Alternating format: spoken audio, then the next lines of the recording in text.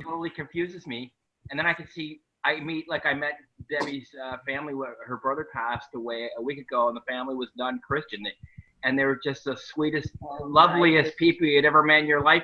And in his final week of death, they're happy, and he was happy, and he was dying. But you know what? If it was me, being where I've been, it'd be, oh God, why you put me through this?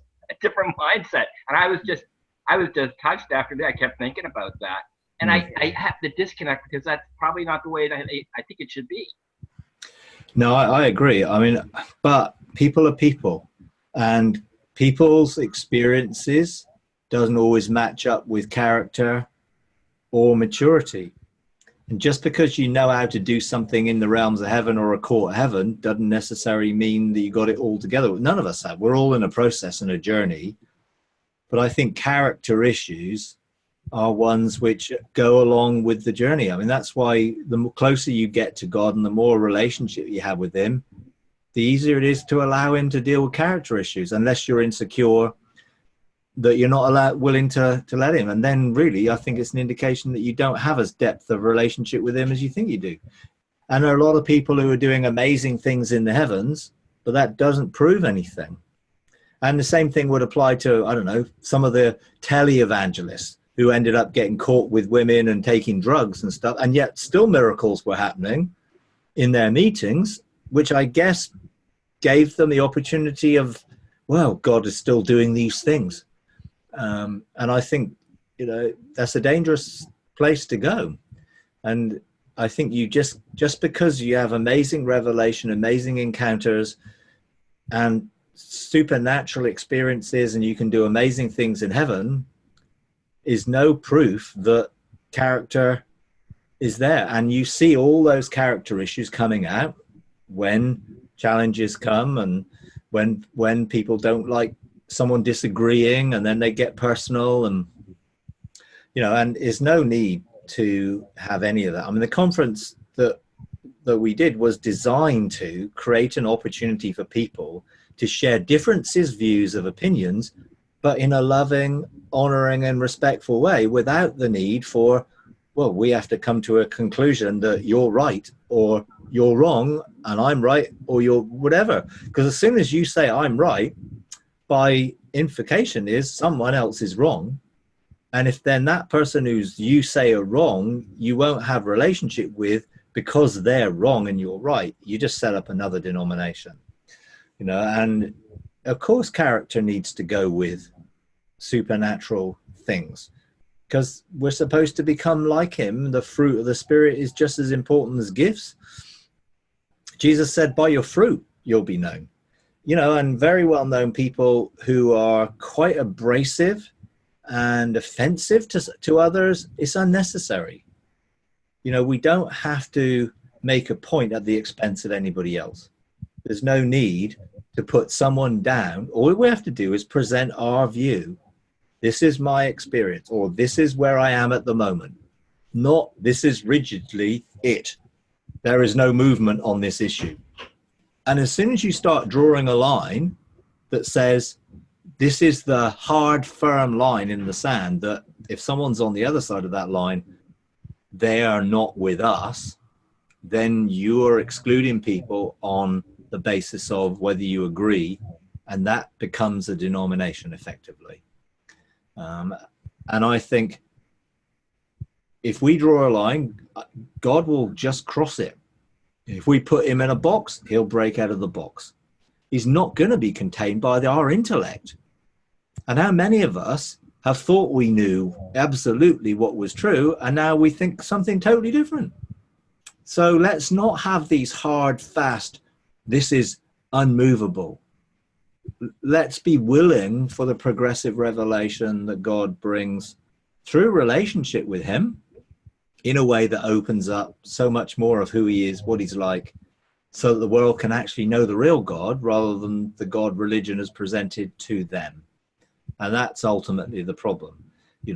So many Christians are all falling out over what? Whether we agree over something which is, in the end, either will be or won't be. It's like nowhere is there the need to disagree over beliefs? You know, relationship trumps belief. And if we can keep in relationship, then there's an opportunity for those dialogues and discussions and things to be had without the, well, I'm going to prove you wrong, you know, because I'm right. It's like, I don't know whether I'm right.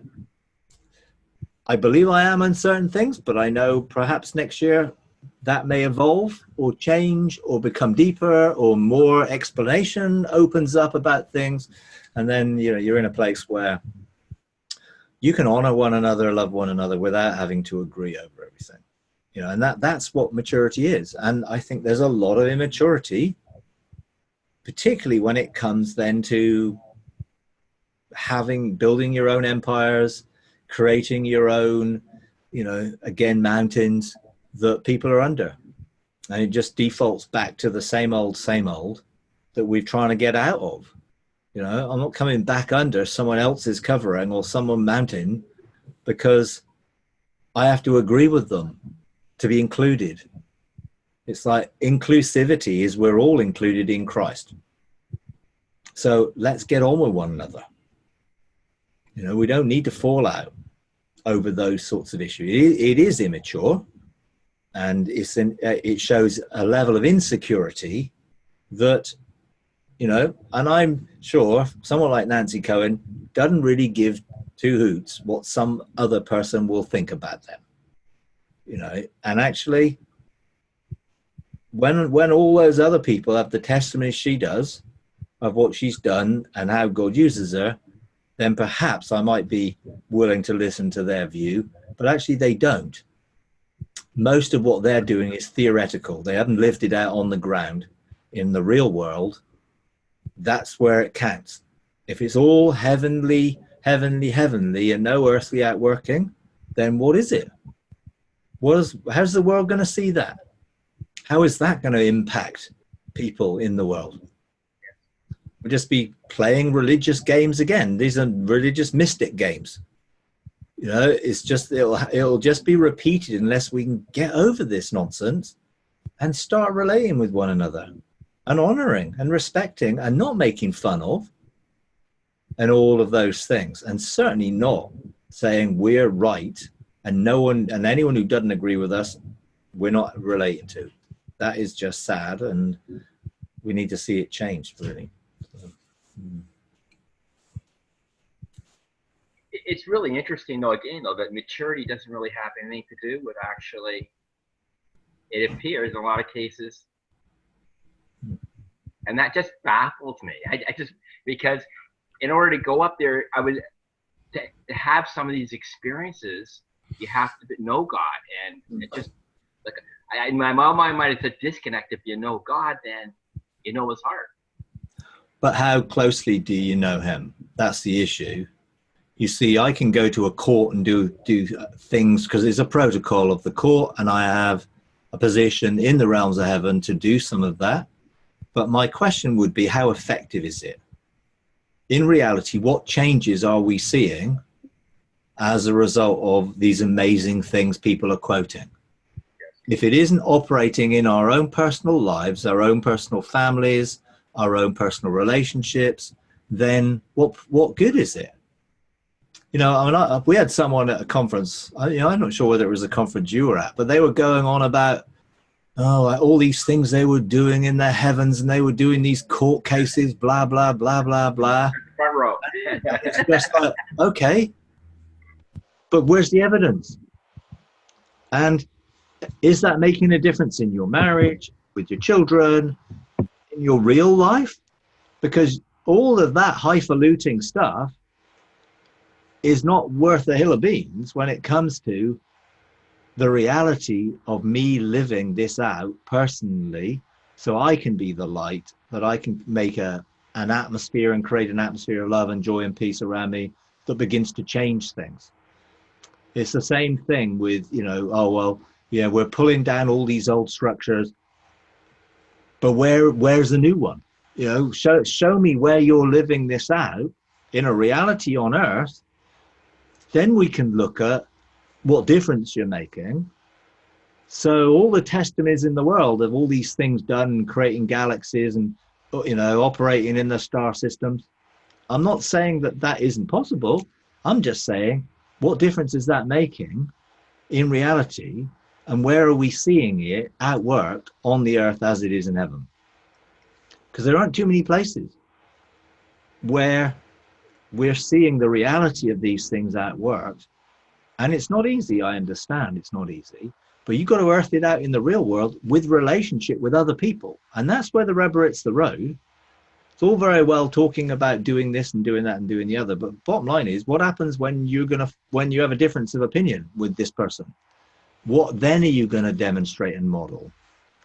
And people can see God even face to face, but not actually be able to see what's coming back because it's veiled and filtered by their own belief systems. So I mean, from 2010 to 2016, I was in heaven virtually every day, engaging God face to face. It took from 2012, when some areas of my soul got dealt with, to 2016, where I had 4 years of engaging him conversationally every day, for that to be able to bring me to the point where he could actually deconstruct some of the things that I thought he was like. It took that long. So all that time, I was looking at God, knowing he loved me, having experiences with him in that love, and still believing that he might torment people forever. Because it was a mindset that needed to be deconstructed, and I had to get at a deeper level to the love of God, which went beyond the surface and just the personal, emotional, to how he feels about all his children and the whole of creation. And as soon as I started to get into that, all of a sudden, that depth of experience of his love, when it started to change how I began to love other people or see other people or perceive other people, then all of a sudden, he was able to deconstruct my belief systems, which totally revolutionized how I saw him and who he really is now for me. So I understand it's a journey. It doesn't just happen with a magic wand. Oh, I've seen God, I'm totally sorted.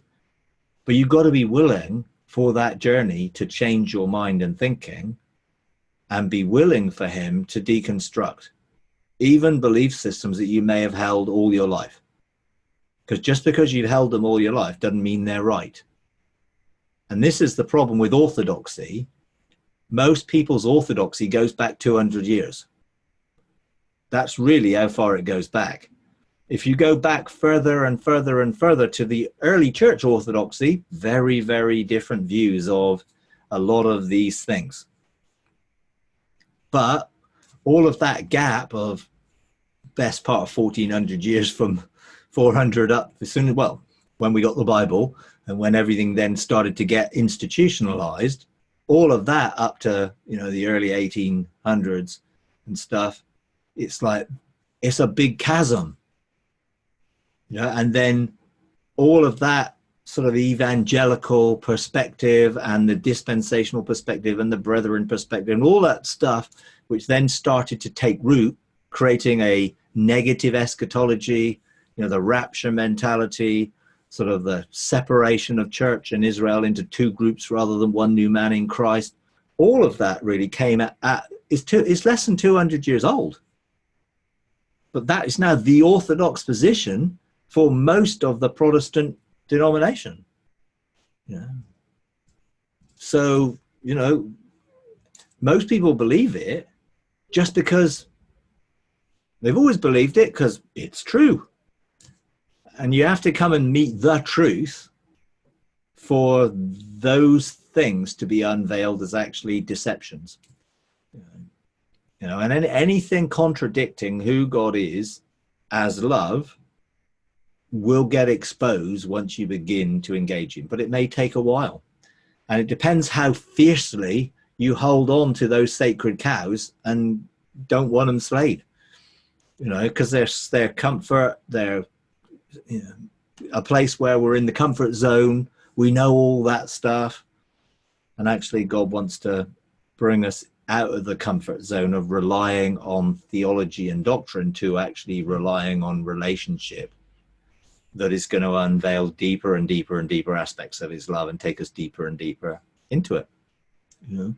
So yeah, people can do amazing things and still be incredibly self-centered, and they can be doing amazing things and actually their doctrine will be completely rubbish, you know. But hey, God still uses everybody, you know, and he's looking at things differently than we do, and he's got probably a lot more patience than we have, and his desire is for every one of his children to come into a deeper relationship with him, discover sonship, and then really realize the fullness what that means. And so we're on this journey, this process for that. And all of us, I think, you know, are there somewhere or other on that journey of discovering who God really is through encountering him, you know. And there may be people who've encountered him, but they're not in that place yet where that encounter is going to challenge their mindsets. It takes some shaking, almost trauma, to be able to remove a mindset which is religious or humanistic until only that which is of the kingdom remains. So he is going to keep shaking things until only the kingdom remains in the fullness of our sonship. But hey, I guess we're all, you know, on that journey somewhere, and it may take quite a while yet. But that's when we do see people behaving immaturely and in a way which you look at and think, how can they be talking about these things in heaven and all these amazing encounters and yet behave that way? We just have to have grace for each other, that we're all on that process. And therefore, don't throw out the baby with the bathwater, because they do have truth and revelation, which is great, but don't buy hook, line, and sinker that package it comes in. Because we don't want to be creating new factions like Paul and Apollos and Peter, and you know, we don't want more of those. We want to be able to honor and receive people, but not necessarily buy everything. Because you have Paul and Peter, you know, Paul having to, you know, challenge Peter face to face and tell him that he was a hypocrite, basically, the way he was behaving by not eating with the Gentiles because the Judaizers are in town. Well, you know, they were the people who wrote the New Testament, and they didn't have it all together, even though, you know, some of them had spent 3 years with Jesus. They still didn't have it all together, and they were still on a process of dealing with the mindsets that were challenging to them. I mean, Peter didn't even believe that Gentiles could be saved until he falls into a trance and gets this heavenly vision.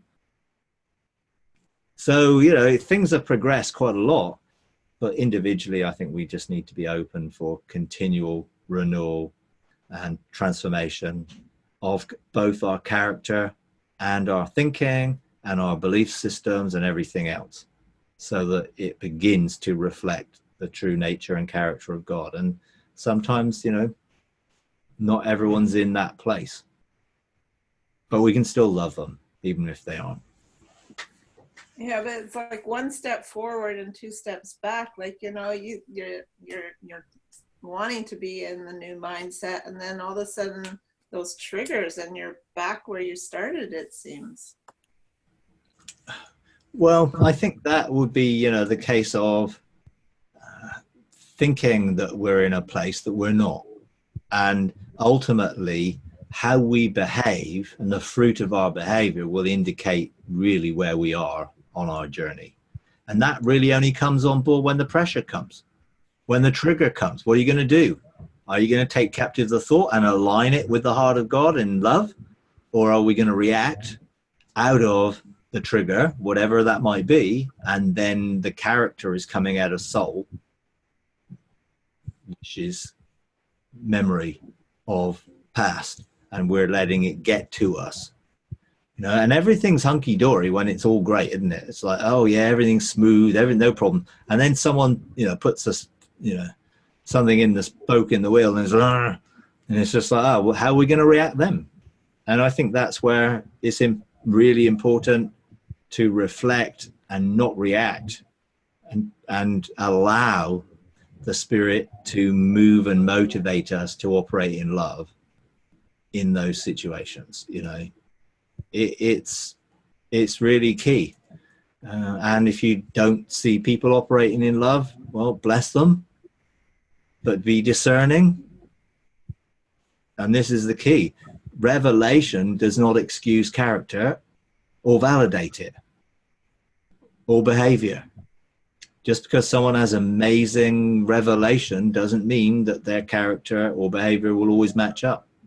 And when it doesn't, we just have to bless them and continue to honor them, but not to excuse. You know, if I see bad behavior, I'll say, hey, that wasn't very good behavior. Doesn't mean that I'm dishonoring the person, but doesn't mean I have to accept everything that someone does as a matter of course, just because they're a celebrity name. You know, and some people are very gullible in that they believe everything that people say just because they're a celebrity name. We're responsible for weighing and discerning everything.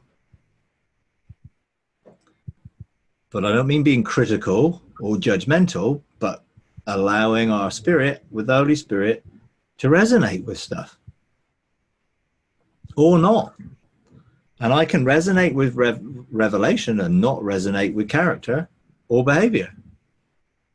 And then you just got to say, okay, they're on their own journey. I'm going to receive the revelation as from God, but I'm not going to accept that that's behavior is acceptable. And it isn't. And it's never acceptable to make fun of people, you know, or promote higher revelation at the expense of others. You know, essentially, hey, let's just be demonstrating the love of God, you know.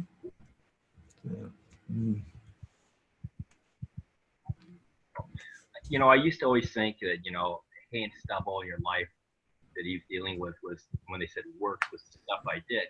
But really, that's not what it is. It's just self, isn't it? Always bringing stuff in alignment. And even that's the thing of your experience, Michelle, that the fact was that people dealing with self, recognizing that they need, it's not themselves. And it's the degree we go into that in our relationship with him. That's what our whole journey is. Yeah. So that it'd be self in the case of what we were just talking about, rolling over and saying, you know, anything I'm going to say about them in return is I'm going to say something that's positive, that would lift them up. I can think of something rather than responding with a, Oh, absolutely. Yeah. returning the attack or something like that. Totally so. And I think we just got to be careful how we deal with things. And if there's an issue of revelation versus character and behavior, you know, what I must do is not see that behavior is validated by the revelation. So I'm not going to buy that it's okay to be nasty to someone just because I've got amazing revelation.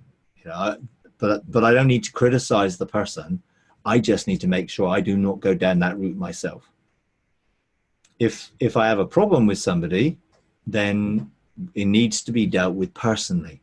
Part of the problem is people don't want to deal with things personally. They don't want to deal with things face to face. And it's the best way. Then you don't have an issue with tone in writing or doing it by email or not communicating at all, because then you can sit down, have a heart to heart and come to an agreement. Hey, no, we don't necessarily agree, but that's okay. You know, but a lot of people won't do it. You know, you have to really force the issue to get, hey, let's sit down and discuss this. And because they're, oh, no, I don't need to. Well, if you don't need to, then shut up about that then. This is the reality. If you're not willing to talk to someone face to face, don't talk to them outside of that, about them outside of it, in a critical, judgmental way. because those issues, should be dealt with. If you've got a problem, deal with it with somebody. If they got a problem with you, deal with it. But you can only deal with it yourself. You can't force another person to deal with it unless they're willing to engage. And, I found that there are a lot of insecure people who are unwilling to engage. And a lot of people are broken and fragmented.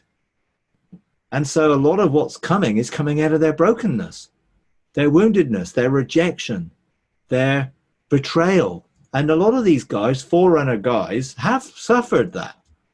They've suffered being rejected and betrayed and a lot of negative things happening.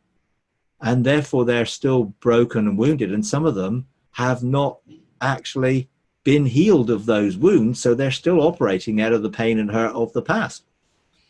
And it's so easy to get drawn into people then who, they're there fawning and whatever over you and not speaking the truth and challenging you. Hey, deal with your unforgiveness, and using you, and you've got people like that who've not dealt with the pain and are still operating out of the pain, but they're still gifted. And, we had that situation where, a whole load of gullible Christians were trying to open up a Westgate to let something in because they believe the hype over gift and charisma over what's going on here. Where's the discernment? And I think we just got to be careful that we do discern, but not critically judge people. Just make sure we do not get deceived or led into something just because someone has a big name or a big celebrity status. And you got that. People will come out with some new thing and it will rock everything. And then you go back and find out, well, where did that come from? And it came out of some wound or something. And it happens all the time. Oh, so-and-so says this. And then it's like, oh, they're saying this or they're saying that. Big one was this thing over the body of Christ and the bride of Christ and the New Jerusalem. That was a big thing, wasn't it? So, they're saying we're not the bride of Christ, blah, blah, blah. And then you sort of get underneath it and find, this is rooted into some stuff which is a reaction against. But it puts shockwaves out there. And then you get people who are insecure, don't know where they stand because they don't have their own stance. They're only standing where other people are standing. And that's the problem. We need our own testimony of our own relationship with God. We can't rely on someone else's. And when someone says something, we shouldn't gullibly just accept it. Take it back to the Father and ask him, hey, what do you think about that? Don't reject it either. Take it back to the Father and say, what do you think about that? So when people kept asking me about, are we the bride of Christ? Well, actually, I don't want to be a perpetual bride. Perpetual bride lives on one day, wedding day. I want to be a wife. No consummation on wedding day until after the wedding. Is there? It's like, who wants to be a perpetual bride? We need to mature to be a faithful wife, effectively, in a consummated relationship of intimacy with our Father, not just in a hyped up sort of, we'll all be the bride. Well, I want to be a bride. One day, great, and it's already happened. So let's actually embrace the reality of living in a relationship. But you get all of these things which shake people because they don't have a firm foundation in their own life. And they're easily blown around by every wind of doctrine because they're double-minded.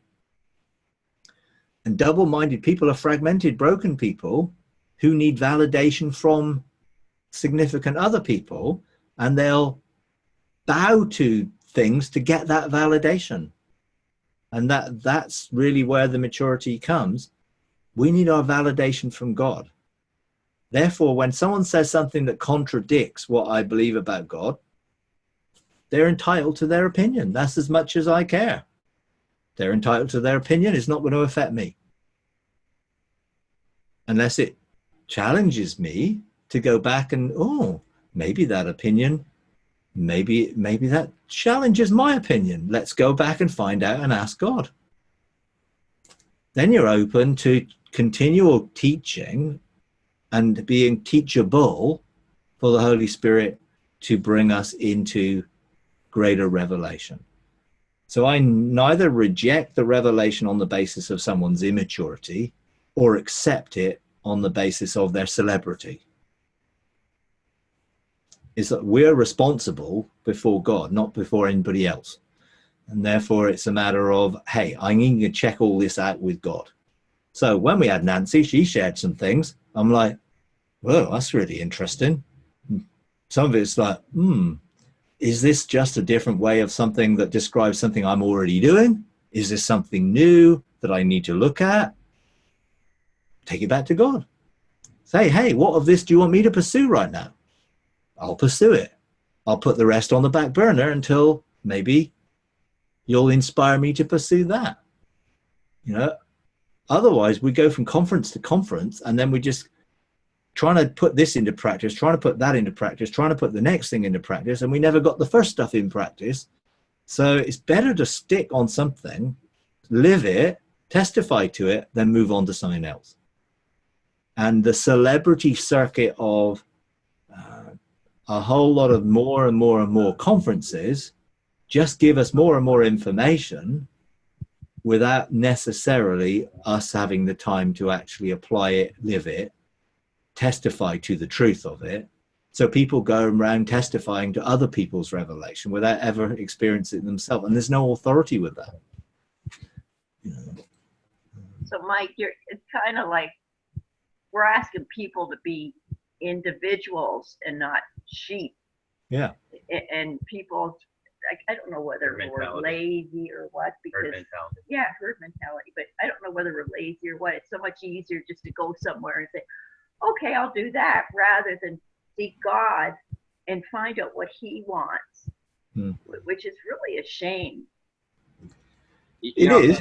It's like when we went to the airport, I used to go there almost every night to get in the presence of God. And then I got thrilled to learn that I could do this at home. I didn't have to go there all the time. Absolutely true. You know, there's something about a corporate thing at some time, but bottom line is we're not going to be held accountable to a corporate dynamic. We're held accountable to a living our own lives as sons of God individually. You know, I'm not responsible for somebody else. I'm responsible for me. And I think spending the time and taking as long as it takes to develop the intimacy of relationship, which will bring the change and transformation, is really key. And I'm not knocking conferences or revelation, but people just have to be mature and not try and just accept things because someone said it, and go with what is resonating in your spirit to pursue. You know, it's like you could go to 5 or 6 conferences and you'll be overwhelmed by the amount of revelation that there is. You know, and even what we did with the Restoration of All Things conference, you know, there's 4 speakers, you know, a whole load of Q&A stuff. It's a lot of information which you're never going to assimilate all of that information in one go. So pursue the pathway that will take you through that which God wants you to gain from it, and then embrace it and be changed by it, live according to it, then move on to something else as God leads. You know, there's huge pressure to try. I mean, can you imagine? It was 25 sessions, you know, in 4 days, 25 sessions. I mean, that's a lot of information that needs to become revelation. And the only way it's going to become revelation is if you personally engage it yourself. And how long would it take for one revelation to be personally engaged until it becomes your own personal testimony that you have revelation then to share with somebody else of your own experience of that? So many people want a magic wand and an instant fix and push a button and great, I'll be changed. Change requires change, not instant makeover, but change. Transformation renewing the mind, which takes time to practically live it out so you have your own testimony of it. And most people, unfortunately, don't want to spend the time to do that. But it does take time because it's relational. If it isn't relational, it isn't God. A relationship takes time with two parties engaging that relationship, so that that relationship will unveil and reveal and transform and change relationally. Yeah. But it is a process, you know, and that process needs to be given the time to work through. You know, some people will go to a conference, hear the material, and then try and teach other people what that material is without having ever experienced it or embraced it or have a testimony to it. And it just is information. In fact, it's worse than information. It's gossip in reality, because you're just gossiping what you heard someone else say without having applied it, lived it, then have a testimony that says, now I have the authority for that. You know, which is why you can hear what someone else says, apply it, live it, and then teach it your own way, which is what I do and I would expect people to do in my material. It's like, don't just become a parrot, become a voice, your own voice that has authority to speak. It's like you know, when I first heard a few Ian Klein things, the Gateway's teaching, it was like, oh, wow, this is amazing. So I took it to God and I said, okay, Jesus, will you walk me through this? And he walked me through it, and I had the experiences and the change and the things happened to me. Then I have a testimony. Then I can teach my experience with that material my way through my voice. I'm not going to teach Ian's version of it because that's his. But I can teach my experience of it because now that's mine. It's not copyrighted by him. Rather, I can't copyright my material for someone else to experience and then share. They have to share it their own way. Yeah, don't say something I'm not saying I said it, but say it your own way through your own personal experience. You know, I mean, I found a guy who on Facebook, I mean, basically, he was putting out teaching stuff, which was word for word things that I'd said. So I recognized it. I thought, oh, that sounds familiar. And it was word for word, but he was putting it out there as his own. So I contacted him and I said, look, you know, this is word for word plagiarism. He says, yeah, but I've listened to it so much that it feels like it's mine now. He says, yeah, but it isn't yours because you're not using your own words, using your own testimony or sharing it from your own personal experience. It carries no authority with it. So if it's your testimony, share it your own way. Don't just plagiarize what I've said and make it out to be yours. If you carry it, then you can use your own words to describe how that works in your own life with your own authority. You know, I want the message to get out there. I'm not copyrighting the message. How can we copyright something that God has given? We don't need to copyright a message, but we don't want people actually taking someone else's message and teaching it as their own. And that I agree would be wrong. But hey, you know, I was impacted by lots of people's teaching. And I shared the impact of how that teaching has now affected me and how I live according to it, which I think everyone should do, not just copy what someone else has said, but actually say it with your own voice because you have a personal testimony of what it is. Then I think that's a valid expression. You know, I wouldn't want people to be copying and trying to do my communion prayers and declarations. Make it your own. Hey, yeah, I'm going to make declarations based on this revelation, and I'm going to, what comes out of my spirit, rather than I'm going to parrot these words. Then good words for me, because I said them. and they apply to me because they're my words, but you need to find your own. And that's really what everyone needs to do, but that takes time, you know, because it has to be your words that come from your experience of your revelation of it, which then carries weight. You know, it does. When you hear someone who's speaking with authority, the weight of that authority is felt. When you hear someone who's just actually just using someone else's words, really it carries no weight. You know, I research stuff.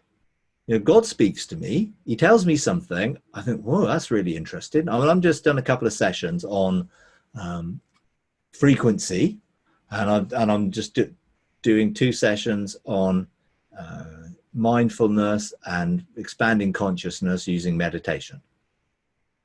And I have my own personal experience of that.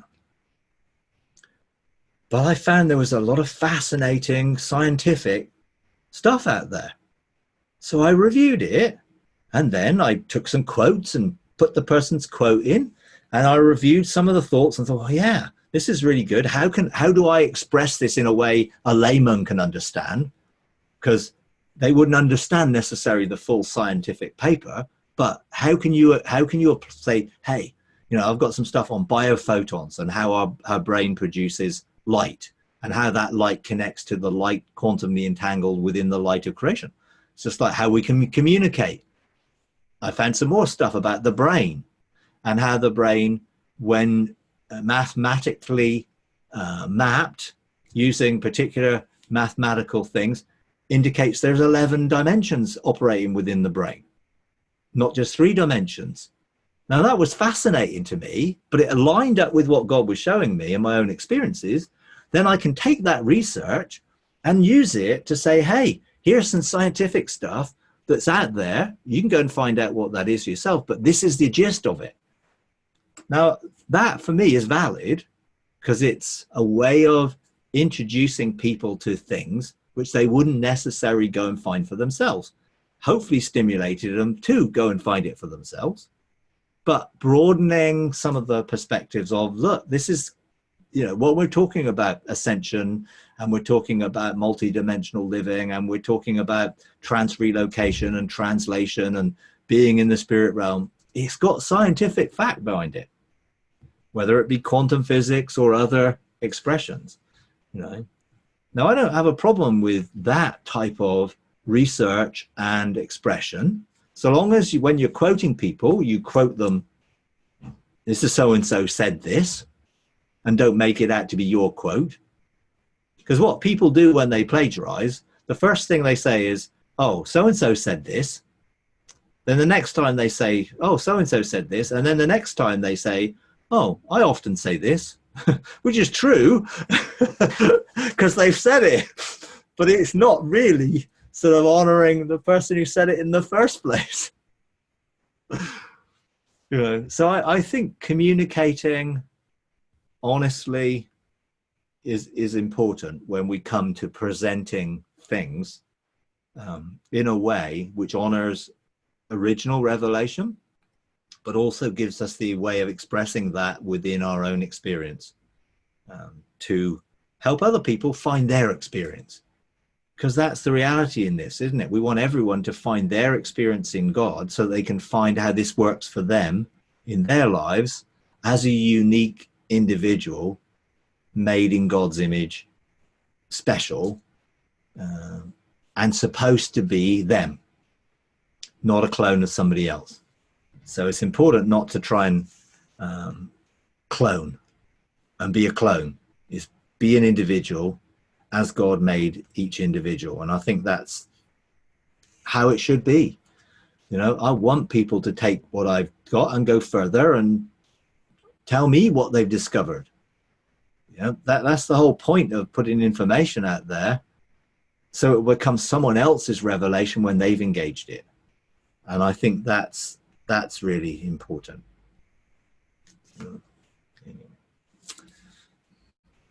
You know, the other thing is typically, even in my own experiences, that I find when I get frustrated, or even when I look at things in general, I have to go back to the big picture. And even so, even if we take a look at different things in life, we're trying to stay within a structure so we don't make a mistake. But as long as we remain in the big picture, for example, even when you were over last time, I remember one of the pastors that was there would hang out with us after that, because of the fact that when he talked that there may not be a hell. And the fact was he's missing the big picture because it was Christ crucified. And so what, you know, if there is or isn't, we all believe in Christ, you only get there. And even with what we talk about with Schultz, it's still Christ.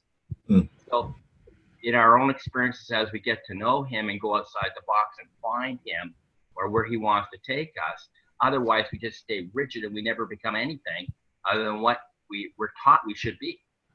What we think we should be. And it's the big picture is we're safe in Christ. It was like the airport in the original days, like, don't do this because that place is crazy. Well, the fact is, I remember some girls coming in and the people came up to receive the Lord and they went around telling them that it was another Jesus they received. And the fact was they were missing the big picture. It was about Christ. And maybe they were wrong there at times, but the fact was, as long as you're in Christ, you're okay and you're safe.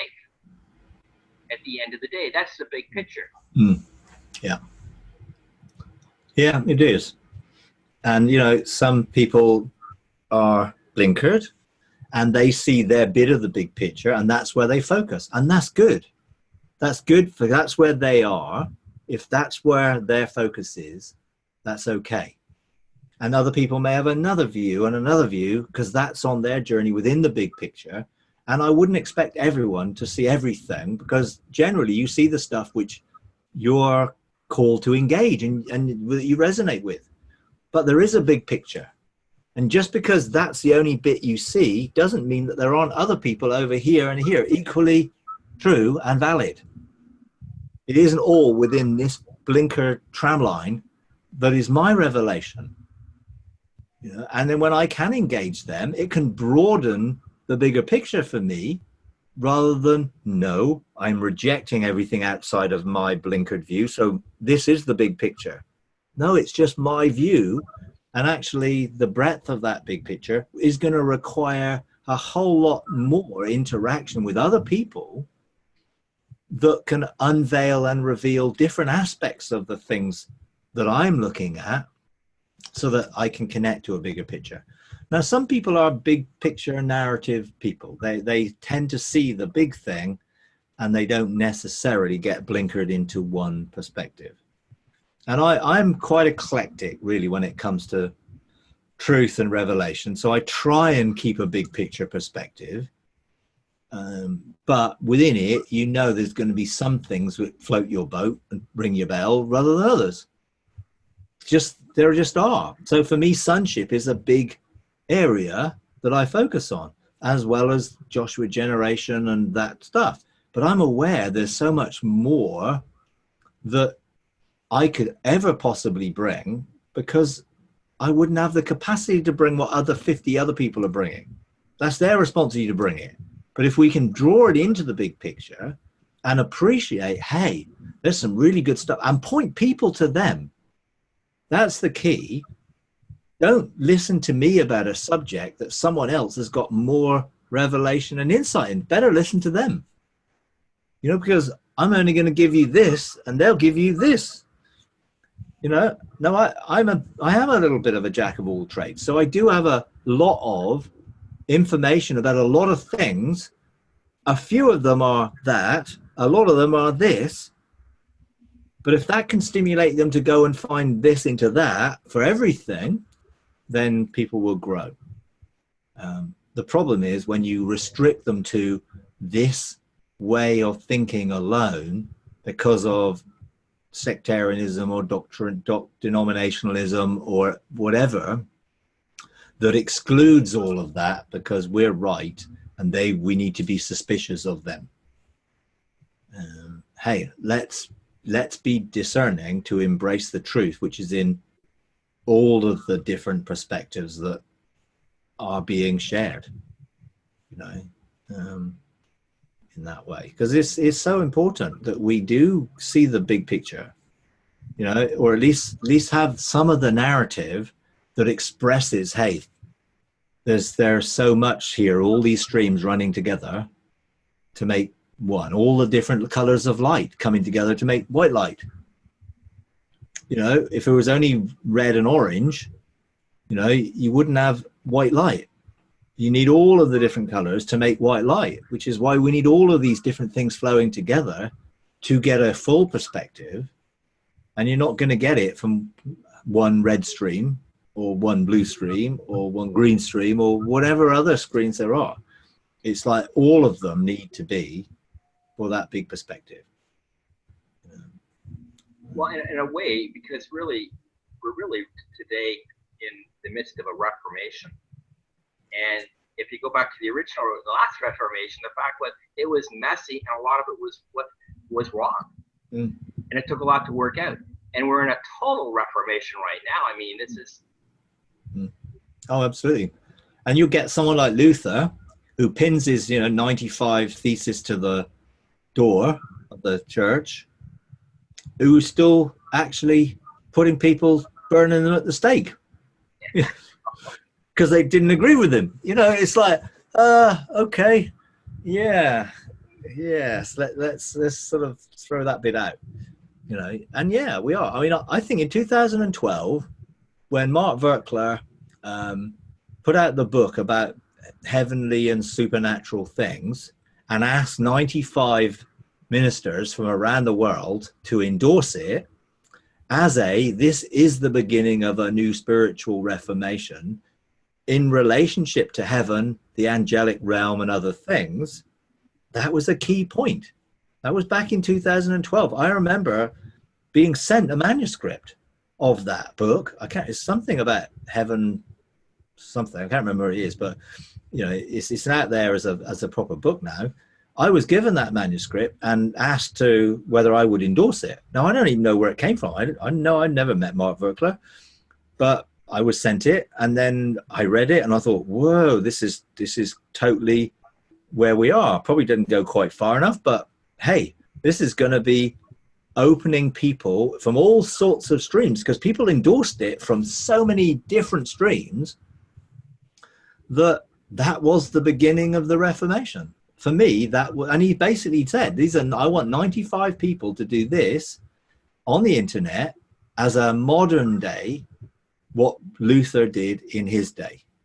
And I think that was a significant thing. And I think since that point, I think that Reformation has really started to begin to gather momentum. Because at the end of the day, it took quite a while for Luther's banging thing on one church door to affect the whole of it. And actually there's a whole raft of it that still hadn't affected by it, because the Catholic Church doesn't accept it. Now the Protestant Church have got 40,000 different acceptances of it and exclusions of it, in their own way.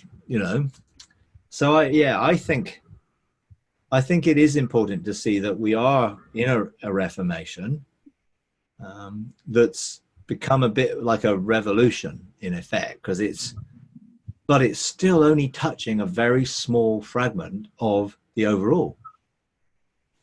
I don't know many people who are following through this mystic stream, but even if there's a few 100,000, there isn't much compared to a billion, but there is the logarithmic scale that multiplies it all up. So you don't need equal balance. One can put 1,000 to 10,000, and exponentially logarithmically, we can see the influence of a smaller group of people beginning to spread.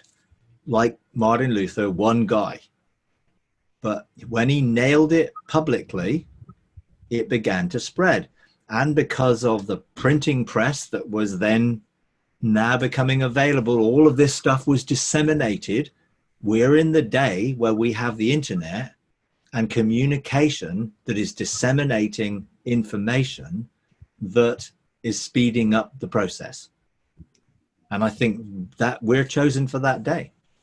And I think we need to embrace that Reformation and continue to be reformed and not get rigidized and start another Lutheran church or another mystic church or another whatever stream. denominational setting it's going to be, let's make sure we continue to embrace the ongoing progressive revelation that comes by being teachable and not defending your position against others, but embracing the debate. You know, I think that's what I liked about the sort of whole rabbinical thing. They embraced debate. It wasn't, hey, this is fixed and rigid. Let's debate this. Let's get ideas. Let's communicate and share heart. You know, if we just listen to one another's hearts rather than trying to argue what a belief system is, we would find it easier to hear the heart behind what someone's saying. You know, and when you get the heart behind it, that's when the impact of it will begin to take place. Not just information, but heart revelation. You know, and I'd never met Nancy Cohen before she came here. I had 1 hour with her online. I didn't know her. But as soon as we sat down in my office for 2 or 3 hours, it was a heart to heart. And we shared heart. And we realized we were of the same heart. That's the key. You know, that we carry the same heart. Would I express things the way she does? No. Do I even understand everything she says? No. But I detect the heart of the Father there. And that's really what you then can become in relationship, heart to heart, because that's the key. You know, rather than where we're all going to agree. We didn't sit down in my office working out a formula of what we could and couldn't say based on what we could agree or not agree. We basically had a heart to heart and said, you share whatever you like. No restrictions, no limitations, share whatever you like because I trust your heart. That created a safe place for opportunity to debate and share without the need to try and prove or argue who was right or wrong. And if we can keep on that way of engaging heart to heart, we will begin to be changed and transformed at a greater rate. Anyway. Even when you look at Azusa Street 100 years later, the impact on the church, how things grow, like you said. But Debbie was at her brother's funeral on Friday. The pastor was a little bit different, so she went and talked to him afterwards. And yeah, he said, when she mentioned you, well, you ever heard Mike Parsi? He said, I've heard his name. And they talked a little more, and he said, well, I want to explore that. I want to come when he's here. And it's like, and that's happened because angels are out there, I'm sure, just drawing in that, and it's like, it's just happening, and it's just like, so going to a funeral, sad day, but God's still using it for blessing. Absolutely. Yeah. And because, God desires to bring good out of every situation. And if we embrace that, we'll find good in every situation and see the optimistic view of life rather than the pessimistic one, which is all misery and doom and gloom.